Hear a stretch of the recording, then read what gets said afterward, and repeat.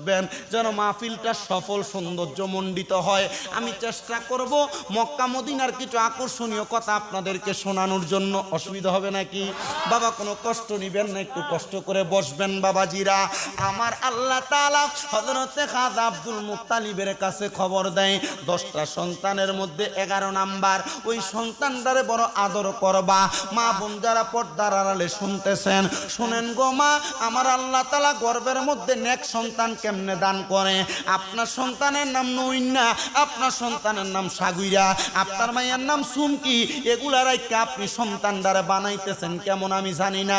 সন্তানটার যদি গর্ভে থাকা অবস্থায় নিয়ত করেন আল্লাহ ছেলে সন্তান দিলে মাদ্রাসায় পড়ে হাফেজ বানামো, মাইয়া সন্তান দিলে মাদ্রাসায় পড়াইয়া পর্দাশীল বানাইমো, দেখবেন আপনার সন্তান দুনিয়াতে আগমন করবে নেককার সন্তান হইয়া, মানুষ হবে মানুষের মতো। সন্তান বাপ দিব আপনারা বড় হওয়ার পর, আর নচেত আপনি সন্তানকে জন্ম দেওয়ার পর মানুষের মতো মানুষ করার চেষ্টা করবেন না, বিভিন্নভাবে ছাইরা রাখবেন। এই সন্তান বড় হওয়ার পরে ভাত দিবে না, বিয়া করার পরে জুদা করে দিবে, আলাদা করে দিবে। শোনেন মা গো মা, নবীর আব্বা হযরতে খাজা আব্দুল্লাহ কেমন ভাবে মানুষ হইছে। হযরতে খাজা আব্দুল্লাহর লইয়া নবীজির দাদা জান হযরতে আব্দুল মুত্তালিব বাইতুল্লাহ শরীফের মধ্যে কত সুন্দর খেদমত করতেন। বাইতুল্লাহ শরীফের মধ্যে একটা জায়গা আছে গোল করে রাউন্ড করা, যেই জায়গার নাম হাতিমে কাবা। মিজাবে রহমত বরাবর নিচে ওই বাইতুল্লাহ শরীফের মধ্যে নবীর দাদা হযরতে আব্দুল মুত্তালিব হেলাম দিয়ে ঘুমাইতেছে। আমার আল্লাহ তাআলা ঘুমের মধ্যে আব্দুল মুত্তালিবের খবর দেয়, ওগো আব্দুল মুত্তালিব, তোমার যে একটা সন্তান আছে আব্দুল্লাহ, তারে কি তুমি এখন পর্যন্ত যত্ন করছনি? এখন পর্যন্ত মেহমানদারি করছনি? কেন গো আল্লাহ, কেন তার গোত্রটার মধ্যে আমি সম্মান করতাম, তারা তাজিম করতাম, আদর করতাম। কয় তার পেশানির মধ্যে আমি আল্লাহ তাআলার সবচাইতে বন্ধু মুহাম্মদীর নূর আছে। হযরতে আব্দুল মুত্তালিব উল্টা ডাক দিয়া কয়, আল্লাহ গো, 11 সন্তানের মধ্যে সবাইকে তো ভালোবাসি, একটারে কেমনে আলাদা আলাদা করতাম? বলে যায়া দেখো এই সন্তান 11 সন্তানের মধ্যে সবার মতো না। যায়া দেখতেছে সব সন্তান একদিকে, নবীর আব্বা হযরতে আব্দুল্লাহ যায় আর একদিকে। কারণ কি রে? বলে অন্য কোনো কারণ না, কারণ তার মাঝে আল্লাহর হাবিবের ছায়া মুবারক। ও বন্ধু, নবীর ছায়া মুবারক কিন্তু ছায়া না, নবীর ছায়া মুবারক দেখো যাইতো না। বলে হুজুর কেন? কারণ আল্লাহর হাবিবের যেটা নূর, যেটা জিসিম, আল্লাহ তাআলা বিভিন্ন শুরুতে বিভিন্নভাবে হাজির করতেন। সুবহানাল্লাহ। একটা শুরুতে হাকিকি, একটা শুরুতে মালাইকি, আর একটা শুরুতে মানব রূপ ধারণ। এই 3টা শুরু দিয়া আল্লাহ তাআলা নবীরে দুনিয়াতে পাঠাইছে। যে যেই শুরুতে দেখছে সে সেইভাবে ঈমান আনয়ন করছে। ওগো বন্ধুরে, ও নবীর উম্মতের দলেরা, হযরতে খাজা আব্দুল্লাহ উনি বলেন, আমি যখন মক্কার রাস্তা দিয়ে হাঁটতাম, মক্কার সুন্দর সুন্দর মহিলারা আমি খাজা আব্দুল্লাহর দিকে তাকায়া থাকতো। ডাইরেক্ট আইসা বাচ্চার মাইয়ারা আমারে বিয়ার প্রস্তাব দিত, ডাইরেক্ট আইয়া বাচ্চার মাইয়ারা আমার বিয়ার কথা বলতো। আমি খাজা আব্দুল্লাহ বড় লজ্জা পাইতাম, আমি তাদেরকে আমার আব্বা জানের কাছে পাঠাইতাম। হযরতে আব্দুল মুত্তালিব নবীর দাদা বলেন, আমি চিন্তিত হয়ে গেলাম তখন আমার সন্তানের কাছে এতগুলা বিয়ার জন্য আরব ভূমির বাদশার মাইয়াদের বিয়া করানোর জন্য তারা পাগল পারা হয়ে আসে। আমি চিন্তা করলাম এমন টাইমে আমার চিন্তার মধ্যে আসলো আমার একজন দোস্ত, যিনার নাম হযরতে ওহাব জোহরি। মারহাবা কন্যা হযরতে ওহাব জোহরি, আমার দোস্তর একটা কন্যা সন্তান আছে। আমি আমার দোস্তরে বললাম, ওগো দোস্ত, তোমার কাছে আমার একটা আবদার, হাশিমি বংশের মধ্যে আমার যে সন্তান আব্দুল্লাহ, তোমার মাইয়া হযরতে আমেনার সঙ্গে তুমি কি বিবাহ করাইতে রাজি আছো নাকি? ডাক দিয়া কই, বন্ধু, তোমাদের বংশ হাশিমি বংশ, আমি হইলাম একজন জহুর, আমার কন্যার সাথে তুমি তোমার সন্তানের বিবাহ দিবা, এটা তো আল্লাহর বড় প্রশংসা, কবুল করলাম। ওহাব জহুরির কাছে বিয়ার প্রস্তাব দিয়ে হযরতে খাজা আব্দুল্লাহ নবীর আব্বা আব্বাজানের বিবাহ হয়ে যাইতেছে। নবীর আব্বাজানের বিবাহ হওয়ার পরে নবীজির কলিজার টুকরা আব্বাজান উনি বিবাহ কইরা বাসর ঘরের মধ্যে প্রবেশ করছে। বাসর ঘরে প্রবেশ করার সাথে সাথে নবীজির কলিজার টুকরা আম্মাজান হযরতে আমেনা উনি যাইয়া বলেন, আমি আমার স্বামীর কদমের মধ্যে সালাম করলাম, আমি আমার স্বামীর কপাল মুবারকের মধ্যে চুম্বন করলাম। আমার স্বামী হযরতে আব্দুল্লাহ আমার কপালের মধ্যে চুম্বন করলো। আমি দেখলাম হঠাৎ করে আমার শরীরের মধ্যে একটু চিকন কইরা ঘাম দিছে।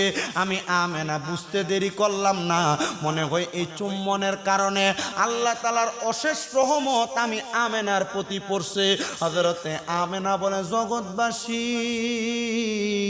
সকালবেলা ঘুম থেকে উঠা আমি আমার ডাইনে তাকাইলাম, হযরতে খাজা আব্দুল্লাহকে দেখলাম না।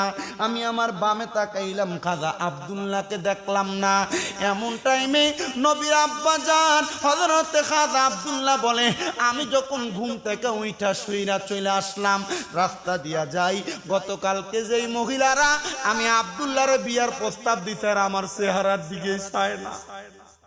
নবীর আব্বা হযরতে খাজা আব্দুল্লাহ কয়, জগৎবাসী মক্কার বড় বড় বাদশার মাইয়ারা আমার দিকে তাকায় না। আমি দৌড়ে গেলাম আমার আব্বার কাছে। ওগো বাবা, ও খাজা আব্দুল মুত্তালিব, আপনি বলেন না, আপনি আমারে যেই জায়গার মধ্যে বিবাহ প্রদান করাইলেন তার পরবর্তী সময় থাইকা মক্কার ধনী ব্যক্তিদের কন্যারা এখন দিয়ার আমার চেহারার দিকে তাকায় না।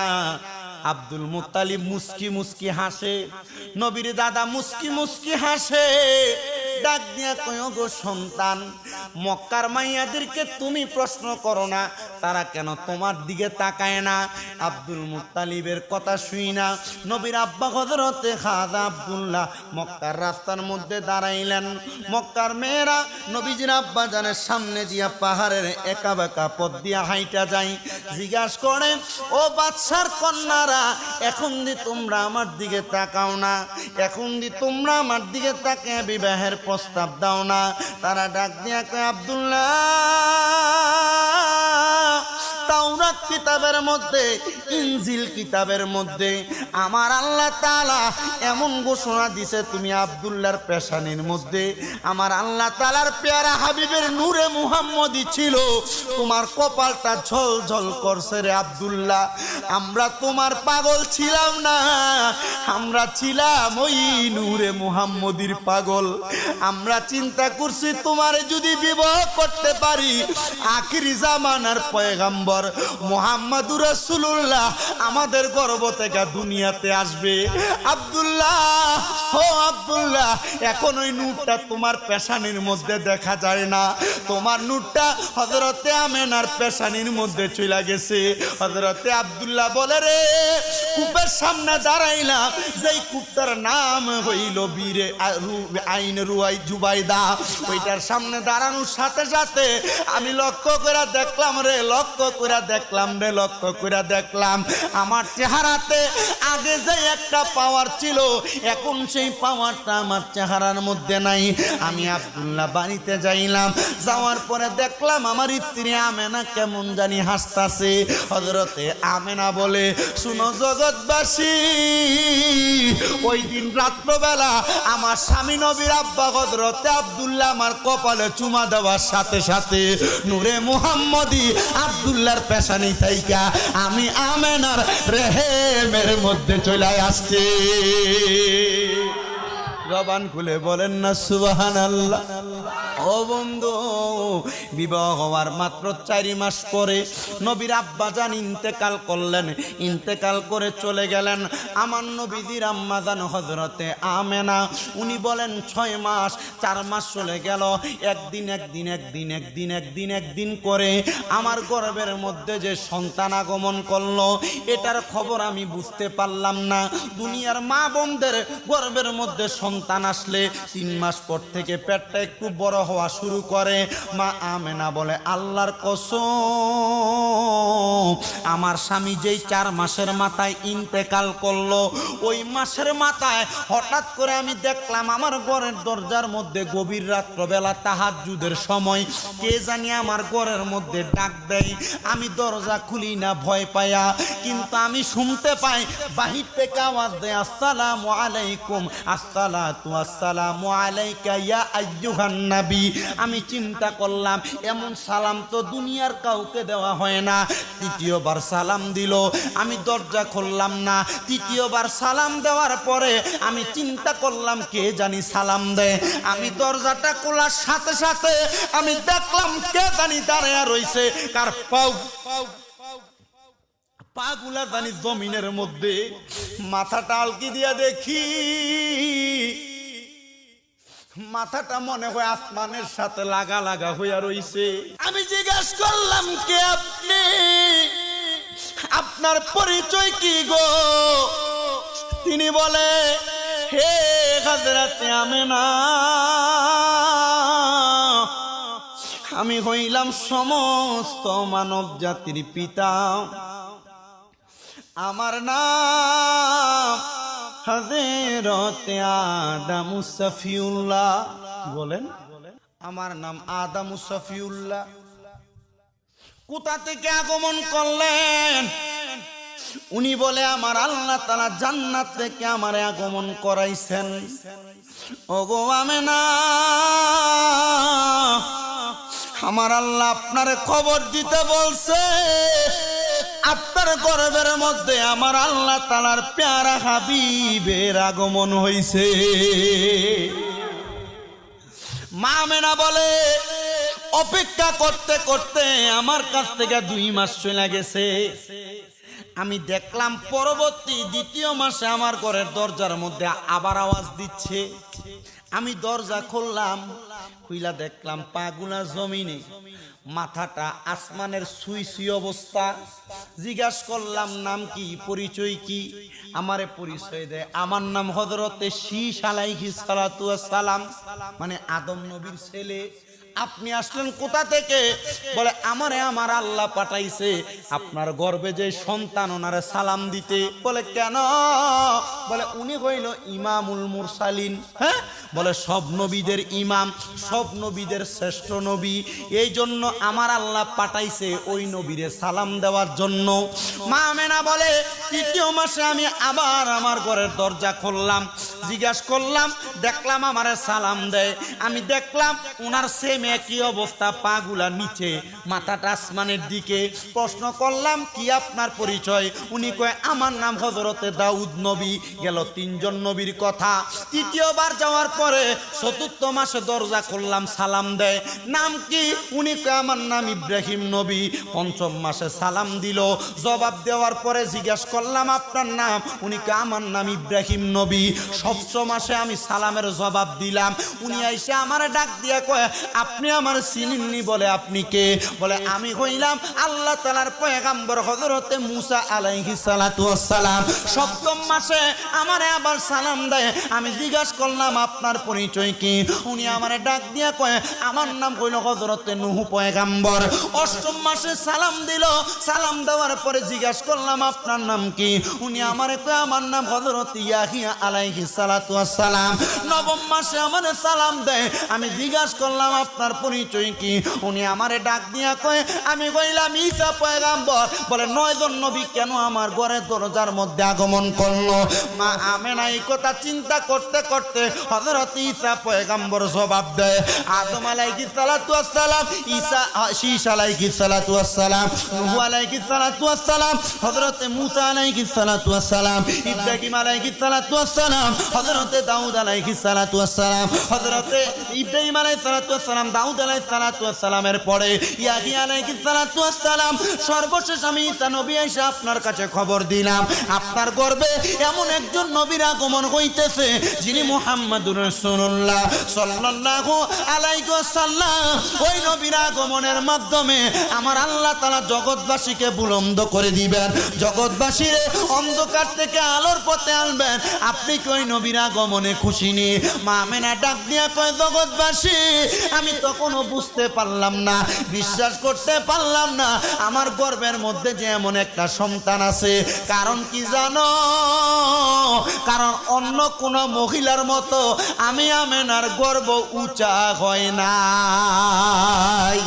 হযরতে আমেনা উনি বলে 10 মাস সময়টা অতিবাহিত হওয়ার আগে হঠাৎ করে রাত্রবেলা আমি দেখলাম আমার ঘরের মাঝখানটা ফাঁকা হয়ে গেছে। দেখলাম আমার ঘরের দিকে সুন্দর 3টা কাপড় পরে গেছে লম্বা লম্বি ভাবে। আমার ঘরের মধ্যে কাপড়টার সাথে সাথে একজন মহিলার আগমন হইল। অত্যন্ত সুন্দর চেহারা, এত সুন্দর দুনিয়ার মহিলা হইতে পারেন। জিজ্ঞেস করলাম নাম কি? উনি আমার নাম হযরতে হাওয়া আলাইহিস সালাতু সালাম, মানে বাবা আদম আলাইহিস সালাতু সালামের স্ত্রী। কেন আসছেন? সবর। দ্বিতীয় আরেকজন আসছে, আপনার নাম? আমার নাম হযরতে হাওয়া আলাইহিস সালাতু সালাম, আমার নাম হযরতে আসিয়া। পরিচয়? সবুর। আরেকজন আগমন করছে, আপনার নাম? আমার নাম মরিয়ম আলাইহিস সালাতু সালাম। পরিচয়? সবুর। আরেকজন আগমন, আমার নাম হযরতে হাজেরা। পরিচয়? সবুর। 4 জনকে প্রশ্ন করে আপনাদের পরিচয় কি? ওই 4 জনকে প্রশ্ন করা হয় আপনাদের পরিচয় কি? এ পর্দার অন্তরালের মা বোনেরা মনোযোগ দিবেন। যদি আপনার সন্তানকে পেট কাটা ছাড়া আপনার সন্তানকে নরমাল ভাবে প্রসব করাইতে চান, বিজ্ঞান পর্যন্ত যাচাই করে বলে বর্তমান জামানার মহিলারা যেমন ভাবে শাড়ি কাপড় পরে পেটের একটা অংশ দেখায়া, অস্বীকার করতে পারবেন? মা বোনেরা যদি একটা নেক সন্তান প্রসব করাইতে চান, 1 নাম্বার আপনি আপনার শরীরটাকে ঢাইকা ফেলেন। কারণ আল্লাহর কোরআনের কথা, ওয়াকরনা ফি বুয়ুতিকুন্না ওয়ালা তাবাররুজনা তাবাররুজাল জাহিলিয়াতিল উলা। আল্লাহ তাআলার আদেশ, তোমরা তোমাদের মহিলাদেরকে জাহিলিয়া যুগের মহিলার মতো বের হতে দিবা না। তো জাহিলিয়া যুগের মহিলার মতো বের হইলে এই যে দেখেন বিভিন্ন জায়গায় মহিলারা ইফটিজিং এর শিকার হয়। কারণ কি? কারণ সে তার শরীরকে প্রদর্শন করাইতেছে। তার শরীরের জামা পরলেও তাকে অর্ধ উলঙ্গর মতো দেখা যায়। জামা পরলে যেই কথা, না পরলে সেই কথা। কি কথা বলেন না কেন? মা বোনেরা আপনারা আপনাদের শরীরটাকে হেফাজত করবেন, দেখবেন আপনাদের একটা নেককার সন্তান আগমন করবে। ওই 4 জনকে প্রশ্ন করা হয়, হযরতে হাওয়া, হযরতে আসিয়া, হযরতে মরিয়ম, হযরতে হাজেরা, আপনারা কোথা থেকে আগমন করলেন? তিনারা ডাক দিয়া কয়, আমরা তো জান্নাত থেকে আগমন করেছি। পাঠাইলো কে? ওনারা বলেন আমার আল্লাহ তাআলা পাঠাইছে। বলে কেন গো? বলে আপনি কি আজকের রাতটাকে স্মরণ করেন? স্মরণ রাখবেন, স্মরণ রাখার জন্য আমার আল্লাহ তাআলা আমরারে পাঠাইছে। ডাক দিয়া কই, আপনাদের পরিচয় তো জানতে পারলাম না। হাওয়া আলাইহিস সালাতু ওয়াসসালাম কয়, আদি পিতা হযরতে আদম আলাইহিস সালাতু ওয়াসসালামের স্ত্রী, আমার নাম হযরতে হাওয়া।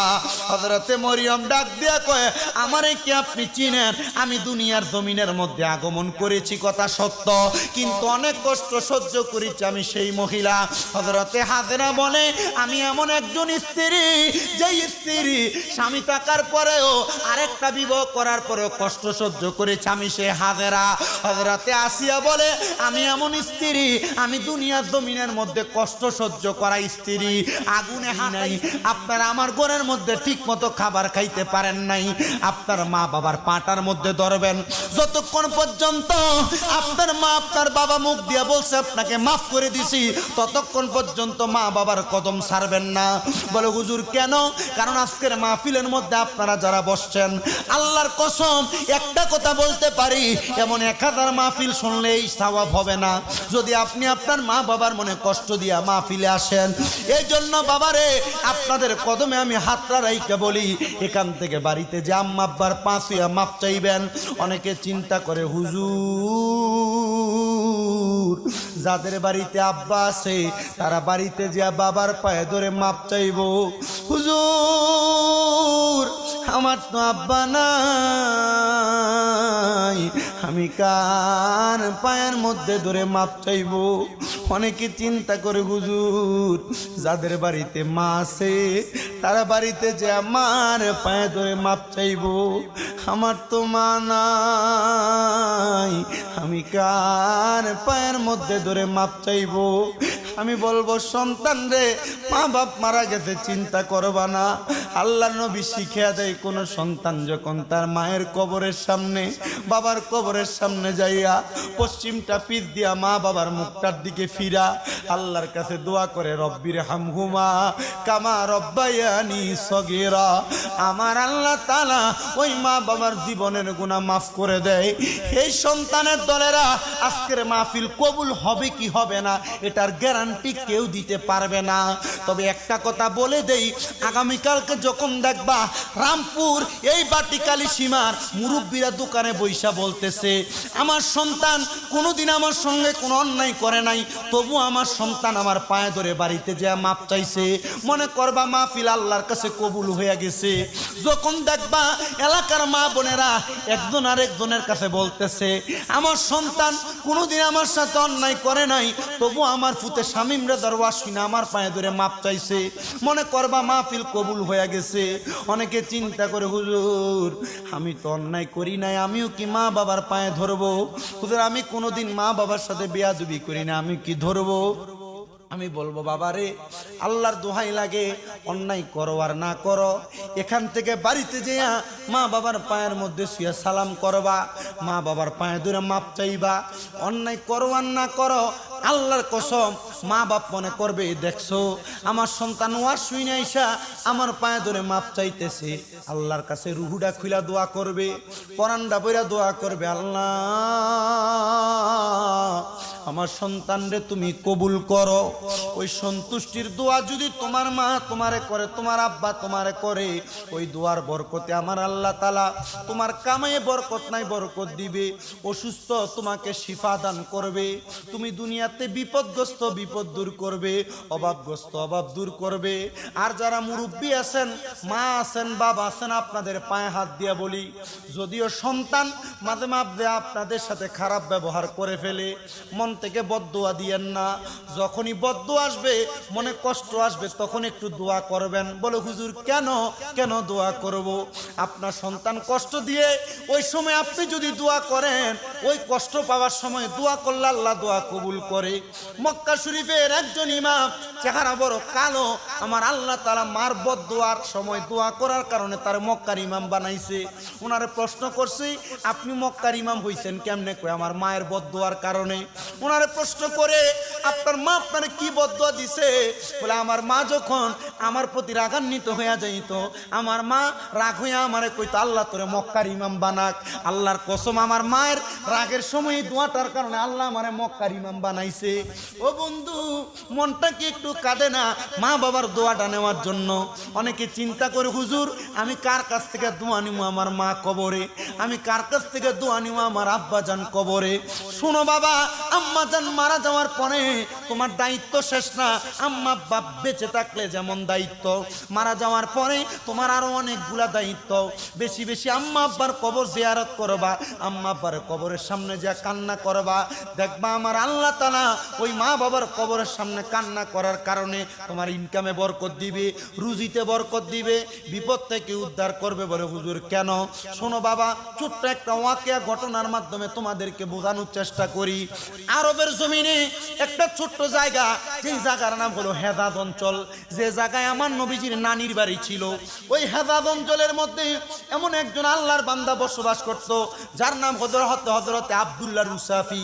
উনি বলেন, আমি আব্দুল্লাহ রুসাফির আম্মা জানকে আমি যখন ইন্তেকাল করার পরে কবরের মধ্যে শোয়া দিলাম, ওই রাত্রবেলা আমি যখন ঘুমাইলাম, ঘুমের ঘরে আমি স্বপ্ন দেখলাম আমার মা জননী আমি আব্দুল্লাহ রুসাফির কাছে আইসা বলতেছে, এরে আব্দুল্লাহ রুসাফি, আমি মারে যেই কবরে শোয়া দিয়ে আসছো, ওই কবরের মধ্যে শোয়ানোর পরে আমি মায়ের পিঠের নিচে একটা পাথর পড়ছে, ওই পাথরটার কারণে আমি মা বড় কষ্ট পাইতেছি। মা কি জাতা না মরা? উনি বলেন, আমি আমার মারে তো জানাজা দিয়া মাটি দিয়ে চলে আসছি। মদিনায় যারা যাবেন, মদিনায় যাওয়ার পরে মদিনা শরীফের 310 নাম্বার গেট থেকে সরাসরি একটা রাস্তা আছে কুবা মসজিদের দিকে। ওই কুবা মসজিদের কাছে, এই কুবা মসজিদের সামনের অংশে এই এলাকাটার নাম হলো হেজাজ। কি? হেজাজ। ওই হেজাজ এলাকায় খেজুরের বাগানের পাশে হযরত আব্দুল্লাহ মুসাফির বাড়ি। উনি বলে আমি আমার মারে দাফন করে আসার পরে আমি হঠাৎ করে রাত্রবেলা ঘুমানোর পরে স্বপ্ন দেখলাম আমার মা আমি আব্দুল্লাহর কাছে আইসা বলতেছে, হে আব্দুল্লাহ, আমি মারে যে কবর দিয়ে আসতো, আমি মার পিঠের নিচে একটা পাথর পড়ছে, আমি মা বড় কষ্ট পাইতেছি। আব্দুল্লাহ কয় আমি অবাক হয়ে গেছি, কিরে মারে না মাটি দিয়ে আসলাম, মার পিঠের নিচে পাথর পড়ছে। আব্দুল্লাহ রুসাফি বলে আমার একজন ওস্তাদ, আমি ওনার কাছে গেলাম, আরবের বড় শায়েখ। হুজুর, জি হুজুর, আমার আম্মাকে আমি স্বপ্ন দেখলাম, গতকালকে তো মাটি দিছি, আমার আম্মা আমারে বলতেছে মায়ের পিঠের নিচে একটা পাথর পড়ছে। ওই হুজুর তার স্বপ্নের জবাব দিতেছে, তুমি বলো তো তোমার মায়ের কি এমন কোন ঋণ ছিল? কি ছিল? পাওনা দেওনা ছিল যার কারণে তোমার মা কবরে কষ্ট পায়? হুজুর পিঠের নিচে দেখলাম পাথর, আপনি বলতেছেন মায়ের ঋণ। হুজুর আমি বুঝতেছি না, হুজুর আমি আমার আব্বার সাথে একটু বোঝাপড়া করার দরকার। যাও বাড়িতে যাও। আব্দুল্লাহ মারুফ মুসাফি বাড়িতে আসছে। আব্বা, ও আব্বা। জি মারুফ। আব্বা আমার আম্মার কি এমন কোন ঋণ আছে? আব্বা কি কষ্ট? আব্বা তাহাজ্জুদের সময় তোমার মার কাছে একটু পানি চাইছি, ওই দিন তোমার মার শরীরটা একটু খারাপ ছিল, আব্বা তো দেয় নাই। না দেয় নাই, আমি নিজেই করছি, তবে আমার মনে একটু কষ্ট গেছে, পানিটা যে দেয় নাই। আব্বা আমার মনে হয় আপনার এই কষ্টটার কারণে আমার মা কবরে ভালো নাই। আমার মা কবরে চাইছে কিসের পানি? উজুর পানি। তাহাজ্জুদ নামাজের সময় ফরজ নামাজ না।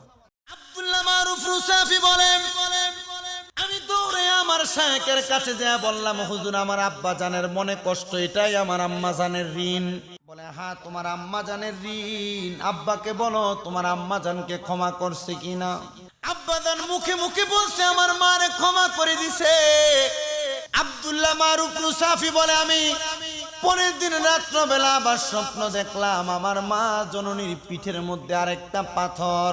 আমি আমার হুজুরের কাছে আবার দৌড়ে গেলাম, হুজুর আমার মায়ের পিঠের মধ্য থেকে তো এখনো পাথরটা সরে নাই। হযরত আব্দুল্লাহ মারুফ রুসাফির উস্তাদ উত্তর দেয়, তাহলে তোমার আব্বা তোমার মারে ক্ষমা করে নাই? আব্দুল্লাহ মারুফ রুসাফি বলে আব্বা আপনি বলেন আমার মারে ক্ষমা করছেননি? উনি দ্বিতীয় দিন আবার বলে ক্ষমা করে দিছি। উনি তৃতীয় দিন আবার স্বপ্ন দেখে, মা ডাক দিয়া কয় মারুফ রে, পিঠের মধ্যে পাথরটা পড়ার কারণে আমি মা বড় কষ্ট পাই। আব্দুল্লাহ মারুফ রুসাফি আবার উস্তাদ রে কয় হুজুর আমার মা আবার আমার তৃতীয়বার স্বপ্ন দেখাইছে। ডাক দিয়া কইরে আব্দুল্লাহ মারুফ আমার মনে হয় তোমার আব্বা তোমার মারে ক্ষমা করে নাই। আব্দুল্লাহ মারুফ বলে আমি আর আমার আব্বার সামনে গেলাম, ডাক দিয়া বললাম আব্বা গো মারে ক্ষমা করছেন নি গো আব্বা? উনি ডাক দিয়া কয়ে দাঁড়ে বাবা ক্ষমা করে দিলাম। তৃতীয় দিন রাত্র হওয়ার আগে আব্দুল্লাহ মারুফ কয় আমার সন্দেহ লাগলো রে, আমার আব্বা মনে হয় আমার মারে ক্ষমা করে নাই। আমি যাইলাম আমার মার কবরটারে খুললাম, তৃতীয়বারের মতো কবরটা খুঁড়ে দেখি রে আমার মার পিঠের নিচে ঠিকই বড় একটা পাথর দেখা যায়।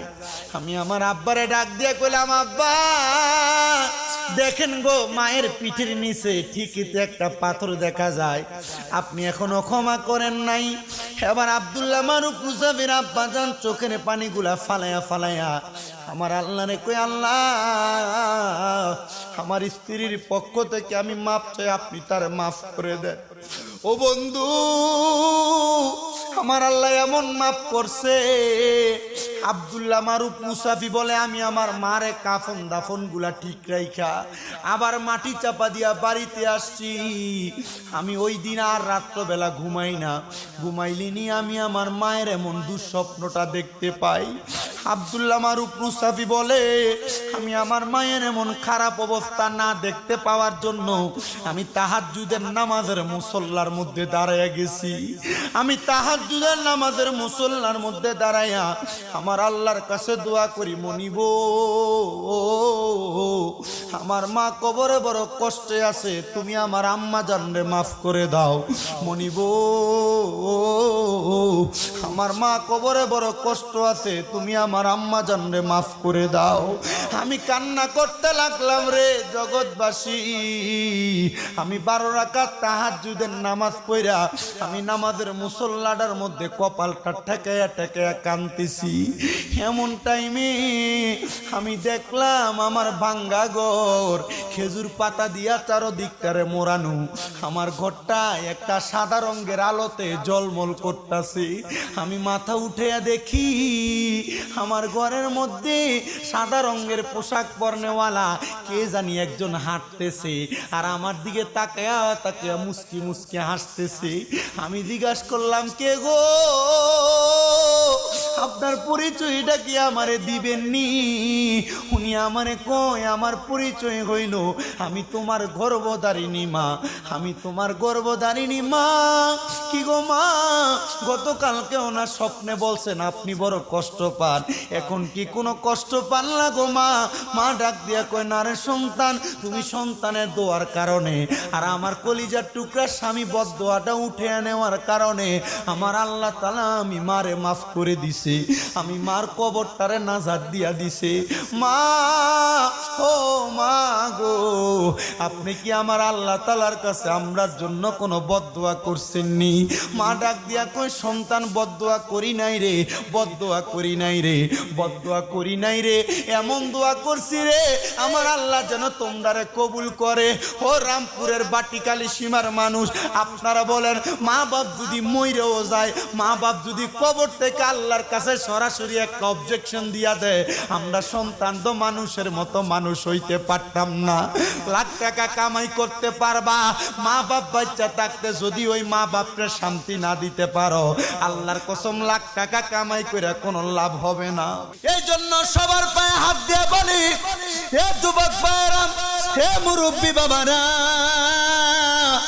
তোমার মা তোমার জন্য বড় কষ্ট করছে রে, নিজে না খেয়ে তোমারে কামাইছে। তোমার আব্বা জান তোমার জন্য বড় কষ্ট করছে রে, চিরা লুঙ্গিটা পুরা ক্ষেতের মধ্যে তোমার আব্বা জান কাজ করছে। ঈদের দিনে আব্বা জান নতুন কোন জামা কাপড় পরে নাই। ও সন্তান, তোমার আব্বা জান, তোমার আব্বা জানের পুরান জামা কাপড় পরে ঈদের নামাজ পড়ছে। এখন তুমি সন্তান হাজার হাজার লাখ লাখ টাকা কামাই করো, ঈদের দিনে আব্বা জান রে 500 টাকা দিয়া একটা লুঙ্গি কিনা পরাইতে পারো না। সন্তান, এখন তুমি হাজার হাজার টাকা কামাই করো, তোমার আম্মা জান রে ঈদের দিনে 500 টাকা দিয়া কিনে একটা কাপড় পরাইতে পারো না। আরে পরাইবা কি, মা তো কবরে, আব্বা তো কবরে। সন্তান, ওই টাকা পয়সা দিয়া কি করবা যদি তোমার মা বাপরে ওই টাকা পয়সা দিয়া শান্তি না দিতে পারো? আমি মক্কা শরীফে থাকা অবস্থায় আবুধাবি থেকে একটা ছেলে আসছে হজ করার জন্য। ছেলেটা আমার দেইকা হাজরে আসওয়াদের বরাবর পাথরটার সামনে আমার হাতটার মধ্যে ধরে কান্না করে দিয়া কয়, হুজুর, আমি আপনার মা বাবার ওয়াজগুলা সব সময় শুনি। হুজুর, আমার মা নাই, আমার আব্বা নাই, খাস করে দোয়া করবেন। আমার আব্বা আম্মার জীবনে বড় একটা শখ ছিল মক্কা মদিনা এসে হজ করবে। হুজুর, এখন আমি লাখ লাখ টাকা কামাই করি, আমার আব্বা আম্মারে আমি মক্কা মদিনায় না হজ করাইতে পারি না। আমার কাছে টাকা আছে, আমার কাছে পয়সা আছে, কিন্তু আমার আব্বা আম্মা দুনিয়াতে নাই। হুজুর, আমার জন্য একটু খাস করে করে দোয়া করবেন। এ সন্তানের দলেরা, মা বাপ মারা যাওয়ার পরে তুমি আফসোস করবা, টাকা আছে কিন্তু আব্বা আম্মারে দেওয়ার মতো তোমার কোনো ক্ষমতা নাই। সন্তান, ও সন্তানের দলেরা, তোমার কদমে হাত দিয়া বলি, যদি ওই মা বাপকে আলাদা করে দিয়ে থাকো, এখন থেকে ওই মা বাপরে তুমি তোমার ইনকামের টাকা তাইকা একটা খরচের অংশ দিবা, মা বাপরে খাওয়ানোর চেষ্টা করবা, দেখবা আমার আল্লাহ তাআলা তোমার রিজিকে বরকত দিবে, আমার আল্লাহ তাআলা তোমার ইনকামে বরকত দিবে। হে পর্দার অন্তরালের অনেক মা বোনের আছে যারা তাদের বাবার বাড়িতে যাওয়ার পরে আগে বাড়িতে গেলে আব্বার মুখটা দেখতো, এখন আব্বার মুখটা দেখে না, আগে বাড়িতে গেলে মার মুখটা দেখতো, এখন মার মুখ দেখে না।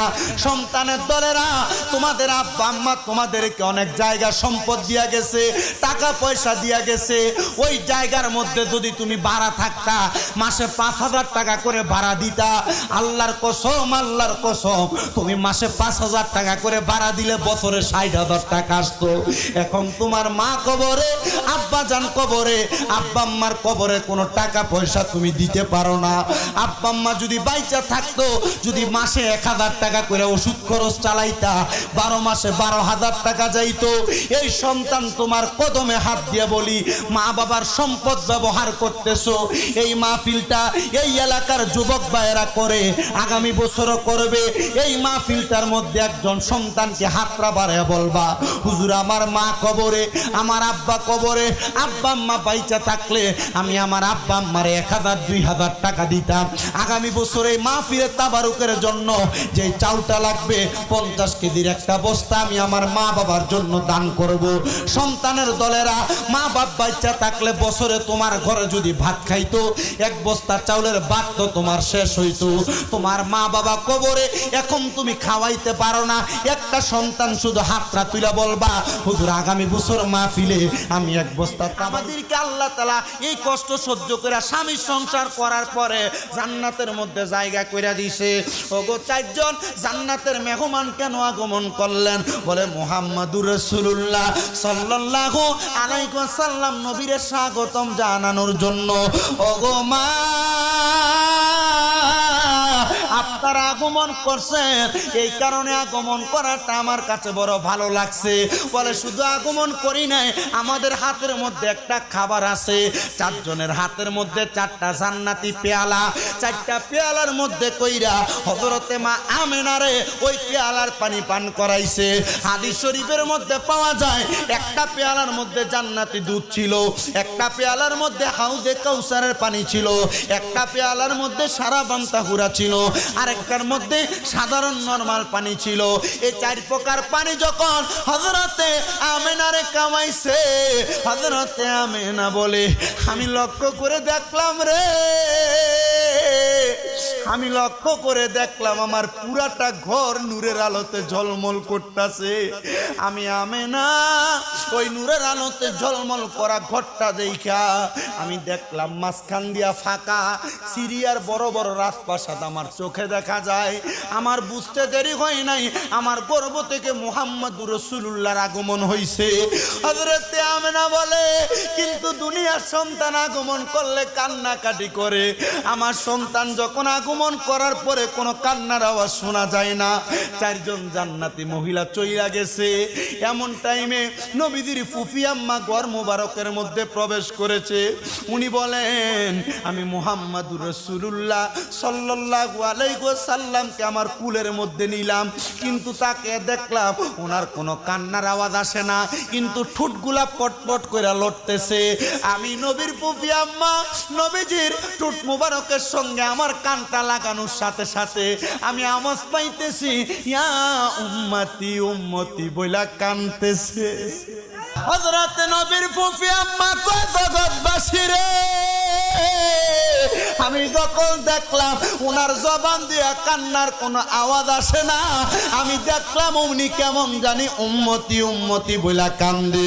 আমাদের বুঝতে দেরি হয় নাই রে, আখিরি জামানার পয়গম্বরের আগমন দুনিয়ার জমিনে হইছে। যখন নবীর ফুফি আম্মা এমন অবস্থা দেখলেন, নবীজির কলিজার টুকরা আম্মা জান দুনিয়া থেকে বিদায় হয়ে গেছেন। বিদায় হওয়ার পরে এমন ভাবে অনেক সময় চলে যায়, নবীজি নবীজির কলিজার টুকরা চাচা যান হযরতে আবু তালিব বলে আমার আব্বা জান অনেকদিন পর্যন্ত মুহাম্মদকে লালন পালন করেছে, কিন্তু আমার আব্বা জানের লালন পালনের পরে আমি আবু তালিব যখন ওনাকে লালন পালন করতে লাগলাম, আমি একদিন আমার ঘরের কন্যারের মধ্যে গেলাম, আমি যাই দেখলাম মুহাম্মদ সাল্লাল্লাহু আলাইহি ওয়াসাল্লাম ওনার ঘরের কন্যারে আমি যখন তারে শোয়া রাখলাম, ওনার ডান হাতের শাহাদাত আঙ্গুলটা দিয়ে আসমানের দিকে নাড়াচাড়া করতেছে। আসমানের দিকে তাকিয়ে দেখলাম আসমানের সুন্দর সুন্দর তারকাগুলা ওনার হাতের ইশারায় নড়তেছে আর চড়তেছে। আমি আবু তালেব চিন্তা করলাম কাহিনী কি রে, মুহাম্মদের হাতের ইশারায় আঙ্গুলের ইশারায় আসমানের তারকাগুলা পর্যন্ত লড়তেছে। এবার হযরতে আবু তালিবের মুহাম্মদ সাল্লাল্লাহু আলাইহি ওয়াসাল্লামের চাচা আবু তালিবের কাছে এমন একজন ওই মক্কা নগরীর প্রহরী আইসা খবর দেয়, শুনো রে মুহাম্মদুর রাসূলুল্লাহ উম্মতের কান্ডারি নবী, জিনার ইশারায় আসমানের শুধু তারকা না আমার আল্লাহ তাআলা আইন পর্যন্ত বদলায়া দেয়, ওই নবীরে তুমি আবু তালেব মানো কিনা? ডাক দিয়া কয় না না না, আমার ভাতিজারে আমি মানবো, আমি চাচা বড় হইয়া কেমনে তারে অনুসরণ করব। বন্ধুরে, মানার জন্য জানার জন্য বয়স কোনো ম্যাটার না, বয়স কোনো প্রয়োজন না, জানার জন্য মানার জন্য যোগ্যতা হলো সবচাইতে বড়। আমি জানতে চাই আমার নবীরে যোগ্যতা দিছে একজন, তিনি কে? কথাটা আসতে হয়েছে আর জোরে বলেন তিনি কি? আমার নবীরে যোগ্যতা দিছেন একজন, তিনি হইল আল্লাহ। ওই নবী মুহাম্মদ সাল্লাল্লাহু আলাইহি সাল্লামের নূরানি দুনিয়াতে শুভাগমন উপলক্ষে এই রামপুর ভাটিকালী সীমার যুবক বিন্দুরা মিলাদুন নবীর ইন্তেজাম করেছে, মাহফিলের ইন্তেজাম করেছে নবীর আগমনের খুশি উদযাপন করার জন্য। আমি জানতে চাই বাবারা বন্ধুরা, এই আগমনের মাহফিলটার কারণে আমার আল্লাহ চাইলে এই এলাকার যত মানুষ অন্ধকার কবরে আজকের আখিরি মুনাজাতে আপনি আমি যদি তাদের জন্য দোয়া করি, আমার আল্লাহ তাদের জীবনের গুনাহ মাফ করতে পারেনি। কথা আসতে হয়েছে, বলেন না পারেনি? শুধু পারে না, শুধু পারে না রে বাবারা, আমার আল্লাহ তাআলার পেয়ারা হাবিব মুহাম্মদ সাল্লাল্লাহু আলাইহি সাল্লামের কলিজার টুকরা হাদিস বিশারদ হযরতে আনাস ইবনে মালিক রাদিয়াল্লাহু তাআলা আনহু বলেন, আমি আমার নবীজির জবান মুবারকে বলতে শুনেছি, আমার নবী বলেন দুনিয়ার জমিনের মধ্যে এলাকার কোনো মানুষ যখন মারা যাওয়ার পরে, কোনো মা মারা যাওয়ার পরে, কোনো বাবা মারা যাওয়ার পরে, কোনো সন্তান যদি আল্লাহর কাছে হাতটা তুলা বলে রব্বির হামহুমা কামা রব্বায়ানি সগীরা, আল্লাহর কাছে দোয়া করে আসসালাতু আলাইহিমা ওয়া ইয়াগফির লাহুমা, আল্লাহ আপনি আমাদের উপর রহমত দান করেন এবং যারা মৃত তাদের উপর আপনার ক্ষমা দান করেন। আমার আল্লাহ তাআলার ওই বান্দাটা চোখের মণিকোটার মধ্যে পানির ফোঁটা ছাইরা দিয়া যদি কান্না করে, পানিগুলা মাটিতে পড়ার আগে আমার আল্লাহ তাআলা মাফ করে দেয়। নবীজির কলিজার টুকরা সাহাবী হযরতে আবু বকর সিদ্দিক রাদিয়াল্লাহু তাআলা আনহু বলেন, আমি আমার নবীর সামনে বসা আমার দয়াল নবী রহমাতুল লিল আলামিন নবীজি দুনিয়ার জমিনে থাকা অবস্থায় আমি আবু বকর সিদ্দিকের কাছে একটা ঘোষণা দিয়েছে, সিদ্দিকে আকবর তুমি যখন জান্নাতুল বাকির মধ্যে যাইবা, জান্নাতুল বাকির সামনে যাইয়া তুমি সবার জন্য খাস করে দোয়া করবা। ওগো সিদ্দিকে আকবর, তুমি যখন মক্কাতে জান্নাতুল মুআল্লার মধ্যে যাইবা, সেখানে যাইয়া সবার জন্য দোয়া। বুইরা শেষ পর্যন্ত বাহির হইয়া যখন বাহির হয়ে সামনে বাবে জিব্রাইলটা দেখা যায়, বাবে জিব্রাইল দিয়া প্রবেশ কইরা সামনের দিকে যখন আস্তে আস্তে হাঁটে, সেখান থেকে নবীর রওজা হাতটা দেখা যায়, উস্তুনে উহাদ দেখা যায়, উস্তুনে আয়সা দেখা যায়, উস্তুনে হান্নানা, তিনটা গাছের একবারে তিনটা সারি দেখা যায়। আমার দয়াল নবীজির যেই জায়গাটাকে আমার আল্লাহ তাআলা জান্নাত বলে ঘোষণা দিয়া দিছে, নবীর কত প্রেমিকেরা সেই জায়গায় নামাজ পড়ার জন্য সিরিয়াল ধরে ধরে দাঁড়ায়া থাকে। আল্লাহর হাবিবের রওজা মুবারকটা সোনালী রঙের, কত সুন্দর, এটার দিকে তাকাইলে আশিকে রাসূলের কলিজা পর্যন্ত ঠান্ডা হইয়া যায়।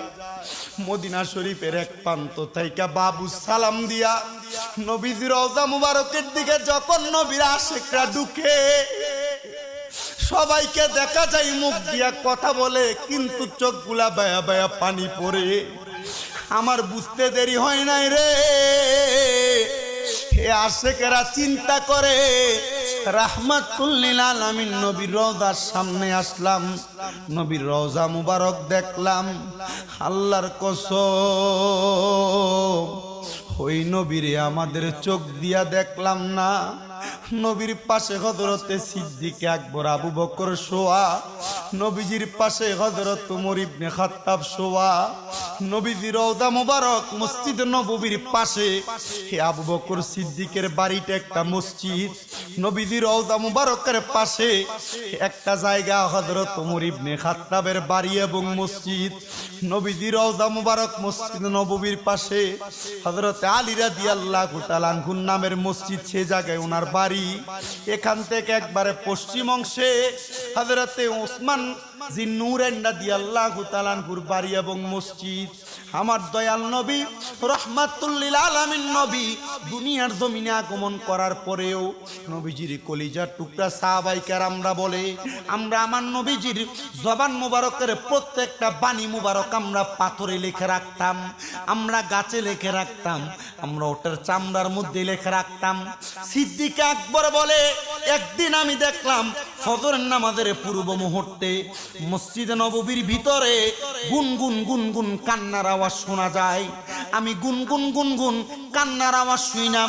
মসজিদ নববীর একবারে কাছে যেয়ে দাঁড়াইলাম, যে জায়গাটার মধ্যে আমার নবীজির মিম্বরটা আমি দেখলাম,